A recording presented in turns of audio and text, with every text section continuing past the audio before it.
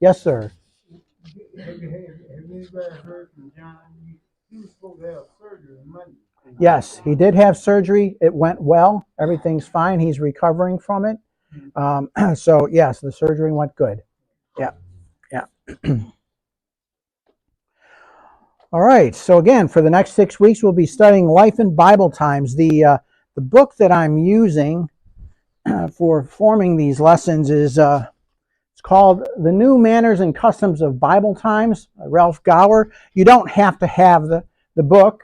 The one advantage you would have if you actually bought the book is lots and lots of pictures that obviously I can't have in the lesson. But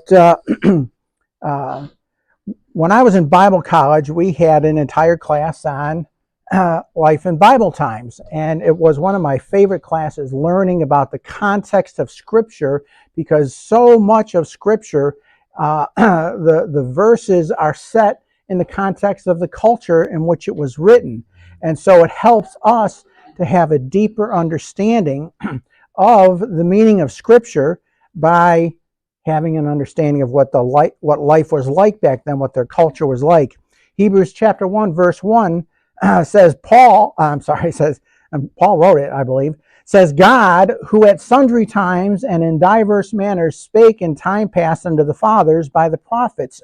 So Paul is pointing out to the variety of ways that God communicated his word to his people. Now, all the events of the Bible took place in the region known as the Fertile Crescent. It's between the Mediterranean Sea and the Persian Gulf, and in a culture very different from our own.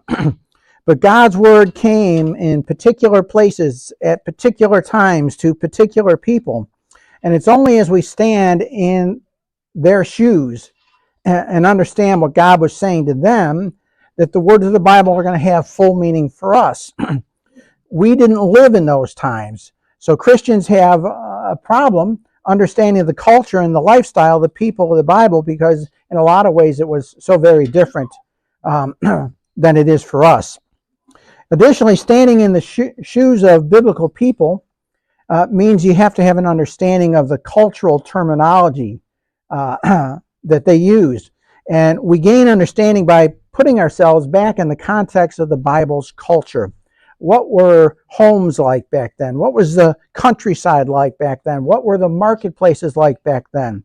So in this series of lessons, my aim is to give you a sense of what life was like in Bible times. And I think you'll find that by understanding the culture and the lifestyle of the people in the Bible, the whole Bible can become more alive to you, because many verses, like I said, reflect life in that culture. And still have places available, so feel. Oh, okay, for sure. Not a problem. Now, I'm going to mention a number of scriptures. That book is like 300 pages long, and I've got 6 weeks to teach it. So, first of all, absolutely ain't going to happen. There's no way to cover it all.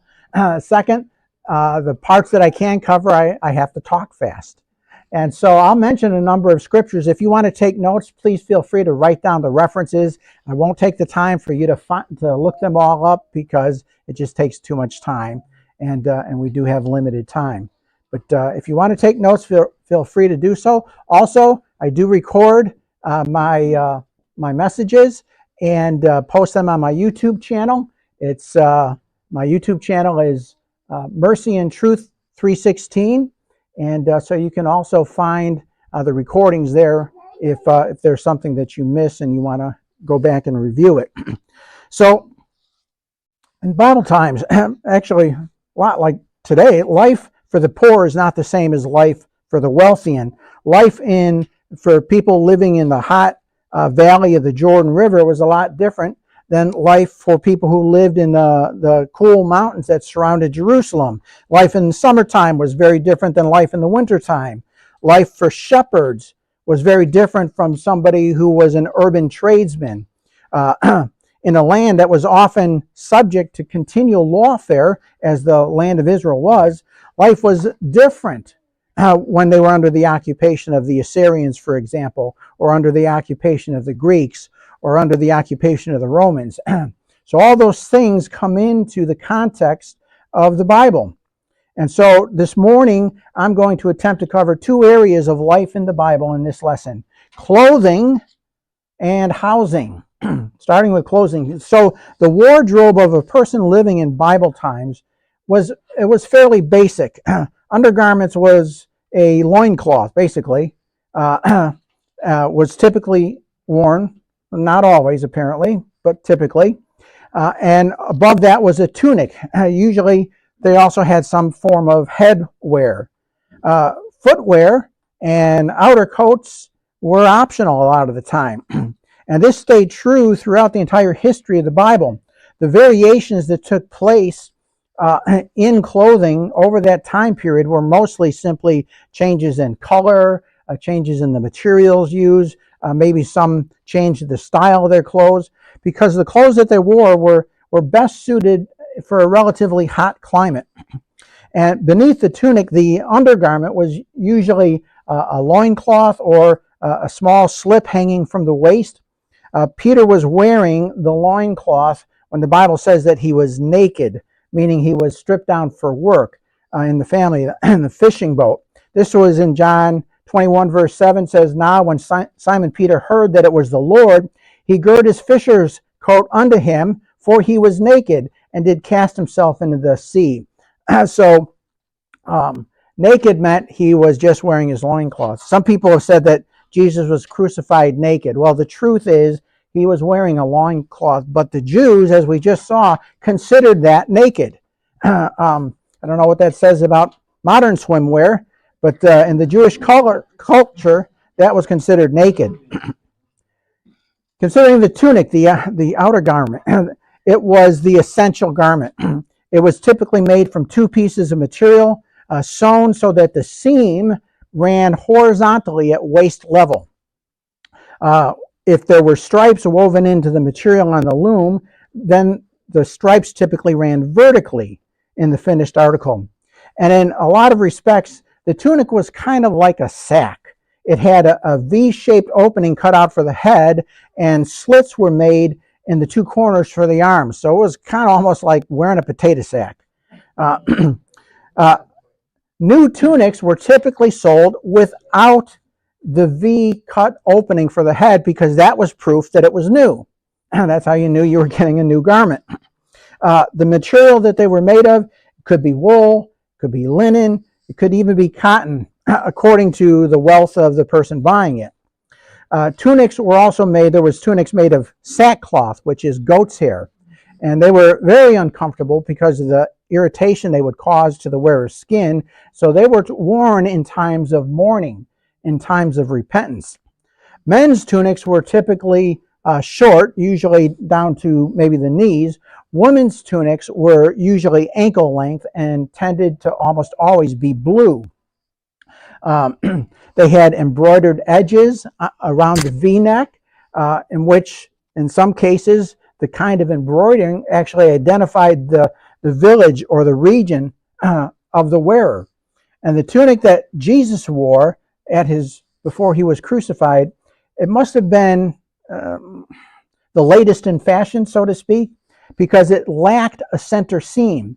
And we know this because looms were not able to accommodate the full length of a tunic until they were invented only in the lifetime of Christ. John 19:23 says, "Then the soldiers, when they had crucified Jesus, took his garments and made 4 parts, to every soldier a part, and also his coat. Now the coat was without seam, woven from top throughout." So it was actually only during the lifetime of Jesus that they invented looms capable of doing that. The tunic itself would be held together at the waist by a girdle, is what they called it, basically a belt. It was usually made of leather or some kind of coarse cloth. Putting on the belt was called girding yourself. Sometimes that girdle, sometimes there would be a slit in it where they would make a pocket for money or other personal possessions. Mark 6:8 says, "And commanded them that they should take nothing for their journey, save a staff only, no scrip, no bread, no money in their purse." So the purse would typically be hung from the girdle. The girdle could also be used for carrying weapons or tools. 1 Samuel 25:13 says, "And David said unto his men, Gird ye on every man his sword, and they girded on every man his sword." So they would use that same belt, that girdle, for carrying weapons or tools. Now, when men needed freedom to be able to work or to run, they would lift the hem of the tunic, the bottom of it, and tuck it into the girdle to be able to gain greater freedom of movement. And this was called girding your loins. You've probably heard that phrase before. And it became a metaphor for readiness, for being ready. Peter, for example, he commands clear thinking to Christians by advising Christians to gird up your loins. 1 Peter 1:13, "Wherefore gird up the loins of your mind, be sober, and hope to the end for the grace that is brought unto you at the revelation of Jesus Christ." So it's talking about being prepared, having sober thinking, having your mind right. Now, women also would lift the hem of their tunics, but it wasn't typically for work. It was usually to enable them to carry things from one place to another. And at the end of the day, nighttime, they didn't have pajamas. There was no night clothes, no such thing. All they would do is simply remove the girdle. They would loosen it, and the person would lay down in his or her tunic, and that became essentially like their blanket. Then there was the cloak. When people were wealthy enough to afford it, or when cold weather made it an absolute necessity, the cloak, which was also sometimes called the mantle, would be worn over the tunic. And cloaks were typically made in two different forms. In the country where it was really important to stay warm, it was usually made by wrapping a thick woolen material around the body and seaming it at the shoulders and leaving slits for the arms to pass through. And for a lot of people, the cloak was their only form of protection from the cold. So even if it was taken, for example, as collateral for a loan, the law required that it had to be returned to the owner before nightfall for sleeping. Exodus 22, verses 26 and 27 says, "If thou at all take thy neighbor's raiment to pledge, thou shalt deliver it unto him by that the sun goeth down. For that is his covering only. It is his raiment for his skin. Wherein shall he sleep? And it shall come to pass when he crieth unto me that I will hear, for I am gracious." So if you took somebody's cloak as a pledge for a loan, you had to give it back to them every night so that they could sleep in it. So valuable was the cloak that a Jewish court of law would never award someone the cloak of their adversary. You could win in court, you weren't getting their cloak. The other form of cloak was like a loose dressing gown with wide sleeves. And if it was made of silk, it was a luxury garment. And wealthy people, they wouldn't even think of leaving the house without one. The Pharisees, they wore blue fringes at the bottom of their cloaks so that they could be seen to be keeping the law. And this was recorded in Numbers chapter 15, verses 38 and 39, say, "Speak unto the children of Israel, and bid them that they make them fringes in the borders of their garments throughout their generations, and that they put upon the fringe of the borders a ribbon of blue. And it shall be unto you for a fringe, that you may look upon it and remember all the commandments of the Lord, and do them, and that you seek not after your own heart and your own ways, after which you used to go a-whoring." This is a rebuke. This is a rebuke by God. God told his people the blue fringes on their garment was to remind them of their unfaithfulness to the Lord, to remind them to stop being unfaithful. But in Jesus' time, the Jewish leaders, rather than being humbled by this rebuke, they made the fringes something to be proud of. They made them ostentatious. And Jesus condemned them for it. Matthew 23, verse 5 says, "But all their works they do for to be seen of men. They made broad their phylacteries and enlarged the borders of their garments." He rebuked them for making something ostentatious out of it. Pastor, if you need to sit down, it's quite all right. I don't think I have a single Sunday school lesson video that doesn't have somebody getting up and walking out during it. So, just a word about footwear. The poor often walked barefoot, but others would often wear simple sandals. It was the sole was made usually from a piece of cowhide, cut to match the size of the wearer's foot, and then it would be attached to the foot by a long thong that was passed through the sole and between the first and second toes, and then it would be tied around the ankle. That was the most common type of footwear for the average person. And then head coverings as well. Most men seem to have worn a skull cap. It was a piece of material folded into a band around the turned up edge, so it kind of looked like a turban. And women always wore head coverings. Women would wear a square of material. It would be folded in a way to kind of be a sun shield for their eyes and allowed to fall in folds over their neck and shoulders to give them full protection from the sun. And it was typically held in place by a braided cord around the forehead. And a light veil was typically worn over the head so that women did not show their face in public. In that culture, only the husband was allowed to look upon his wife's face. That's why, for example, Rebekah hid her face from Isaac before they were married. Genesis 24, verse 65 says, "For she said unto the servant, What man is this that walketh in the field to meet us? And the servant had said, It is my master. Therefore she took a veil and covered herself." So it wasn't until the marriage ceremony that the veil would be lifted from the bride's face. And in Bible times, that veil was then laid on the bridegroom's shoulder while making the declaration, "The government will be upon his shoulders." Recognize that? Isaiah 9:6. It was the declaration of authority. The husband had authority and responsibility over his wife as Christ has authority and responsibility over his church. So even today, the wearing of a veil as a bride walks down the aisle to meet her soon-to-be husband, it's an honored tradition even in our culture today. 1 Corinthians 11 talks about first century women having long hair to cover their heads, or if their hair was short, of wearing a veil. In that culture, at that time, respectable women would cover their heads with veils when they went out in public. Back then, only prostitutes displayed their faces or wore short hair. Now, ladies, don't be offended, okay? That's not from the law of God. That was their culture at the time. God's law doesn't say it was a sign of being a prostitute. It's how they were identified in their culture. But here was the issue that came up and why it wound up into 1 Corinthians 11. Many new Christians in the Corinthian church were former prostitutes. And so they had short hair. And so to the outside world, they would still appear as prostitutes. So the church wrote to Paul to ask what they should do, and he told them to wear a veil to cover their hair, to cover their head. That's what's going on in 1 Corinthians 11. There's no need to be upset about it or confused about it or anything like that.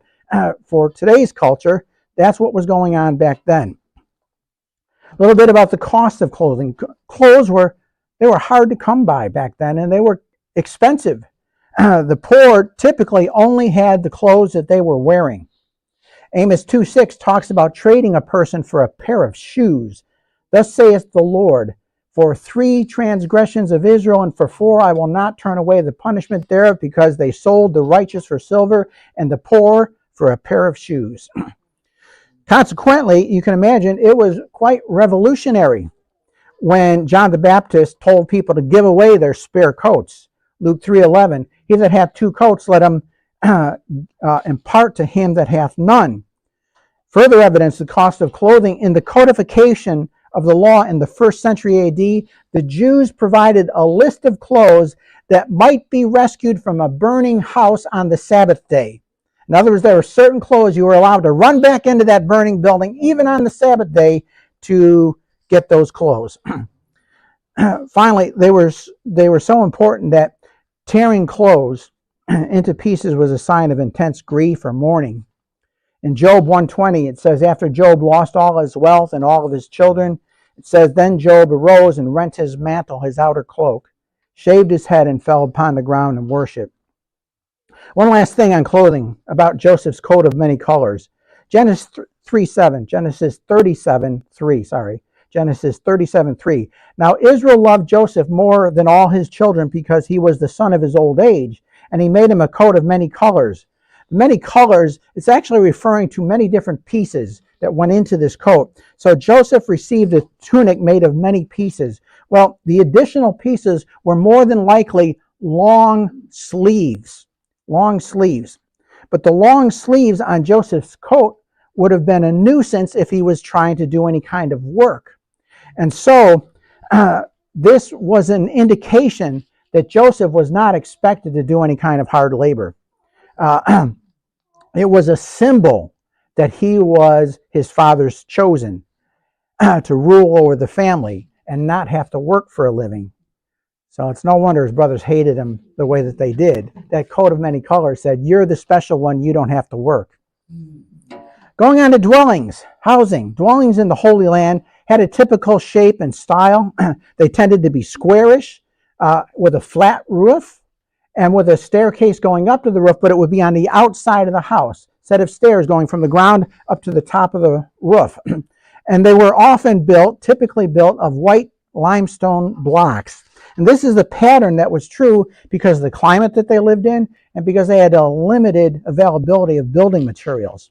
Now, going back to where it started, dividing the land. If you know your Old Testament history, you know that the Israelites gained their land by conquest, starting from the Battle of Jericho and all throughout the land of Israel. That's how they gained their land. And every tribe and family regarded their specific allotment of land as coming from God himself.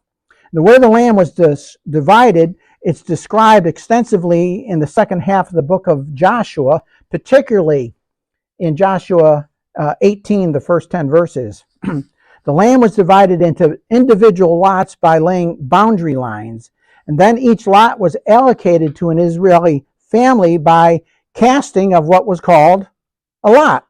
Casting lots. You've heard of that before, right? Casting lots. Well, a lot, at least back then, it was literally a two-sided disc, believed to be in God's control when tossed into the air. And the results of the toss were then used to determine God's will. Proverbs 16:33 talks about it. 16:33 says, the lot is cast into the lap, but the whole disposing thereof is of the Lord. Are you thinking about flipping a coin? That's where it came from. That's where it came from.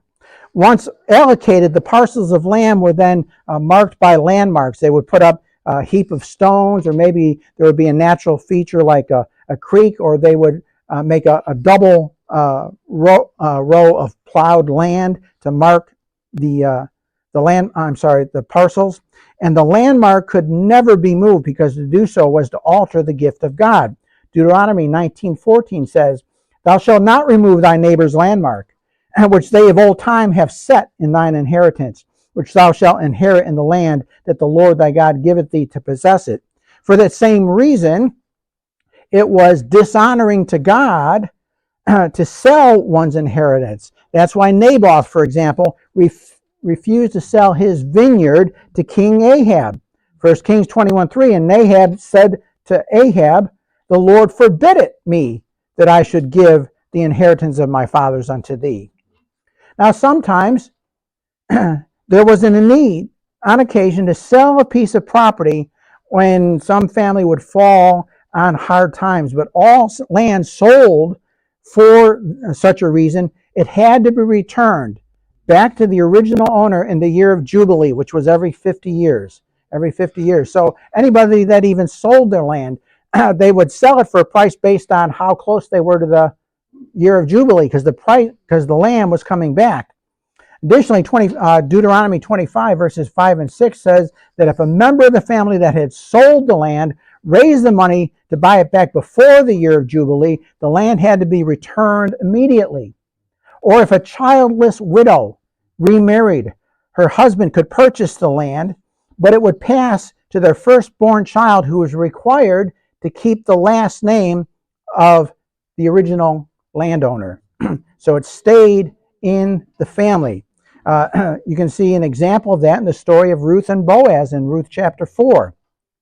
When it came to inheritance of the land passed from fathers to sons, and the birthright, which was a part of Jewish law, required that the oldest son receive twice as much as each of his brothers. That was the birthright. Now, do you remember back in Genesis 48, Joseph received a double portion from Jacob? Where was Joseph in the birth order of Jacob's 12 sons? He was the youngest, not the oldest. So how'd he get the birthright? Well, you remember the story. Jacob had 2 wives.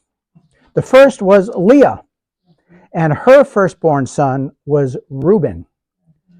But Reuben, and the story gets sorted, Reuben had an affair with his father's concubine, Bilhah. And because of that, Jacob disqualified him from receiving the birthright. Jacob's other wife was Rachel, and her firstborn son, in fact, her only son, was Joseph. So Jacob gave him the birthright. Now, the land of Israel, they started out as tent dwellers. When Abraham left Ur of the Chaldees at the instruction of God, he became a tent dweller, believing that God would eventually give his descendants another permanent land to live in. Hebrews 11:9 tells us about that. And the Jewish festival of tabernacles, and that word tabernacles, it means tents. It was a constant reminder of Israel's past. And the Passover, too, required living in tents because people would travel by the thousands from wherever they were in the land of Israel back to the city of Jerusalem. I remember when I was in prison, because there was a number of Jewish prisoners there, they had to be allowed to honor all the Jewish feasts.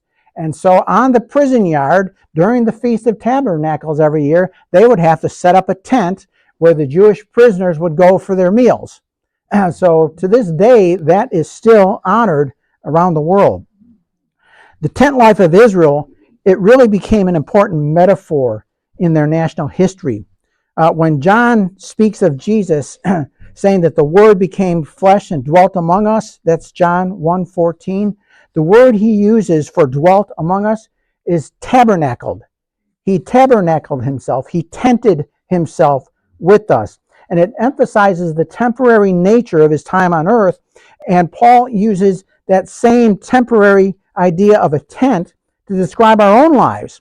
2 Corinthians chapter 5, verse 1 says, "For we know that if our earthly house of this tabernacle were dissolved, we have a building of God, a house not made with hands, eternal in the heavens." So the tent itself, the nomadic Israelites, the tent was made from a long piece of goat's hair cloth that was usually about 5 or 6 feet wide. And it would be erected on a series of poles to provide essentially like a long awning. And the 2 ends were pegged to the ground with tent nails. It was essentially an open air tarp. Now, goat's hair that it was made of was black. And so that was the color of their tents. This is even mentioned in Song of Solomon, chapter 1, verse 5. "I am black but comely, O ye daughters of Jerusalem, as the tents of Kedar, as the curtains of Solomon." And then to create walls for the tent, they would make vertical hangings that would typically be made from old roof coverings or from other brightly colored materials.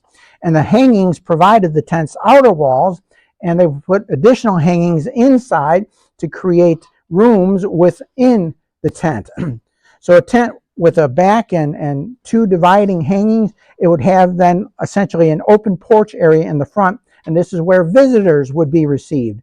Genesis 18:1 tells us about the pre-incarnate Christ coming to visit Abraham. It says, "And the Lord appeared unto him in the plains of Mamre as he sat in the tent door in the heat of the day." That's under that tarp at the front, just outside the front hanging. It was an awning area.